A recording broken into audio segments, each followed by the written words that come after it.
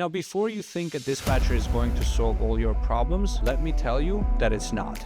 If you're relying on a dispatcher but you don't understand the rates, the market, or even your own costs, you're in trouble.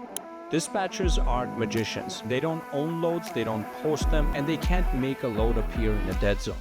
Hey there, and welcome back. This is part 9 of our series, and today I want to do a deep dive into a topic that's both a great opportunity and a common struggle for new MCs, working with dispatchers. Now, before you think a dispatcher is going to solve all your problems, let me tell you that it's not. In fact, sometimes it can create issues if you don't manage it right. So let's talk about when you might want to use a dispatcher, when you might not, and how to make sure that relationship works for your business. Let's assume you've got the world's best dispatcher, and even then there are a few things that can make or break this partnership. Let's go over the essentials of making this work and, more importantly, how to avoid losing money.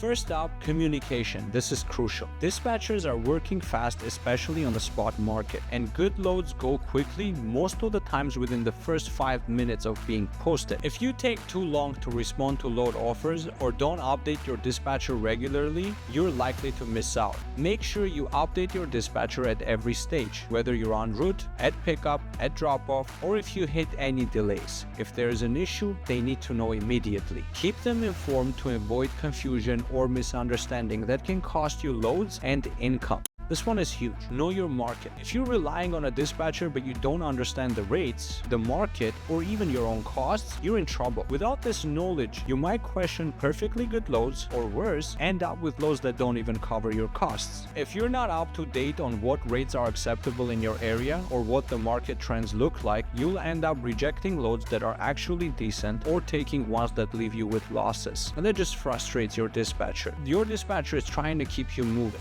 Let me be clear, the dispatcher doesn't own your business, you do. They're there to help, to give advice, and to offer loads that fit your profile, but they're not making decisions for you. Always remember that every choice is yours to make, so keep control. You have to set clear guidelines and communicate your minimums to your dispatchers, your minimum rate per mile, your preferred lanes, and other specifics that matter to you. Dispatchers are here to support, not to run the show.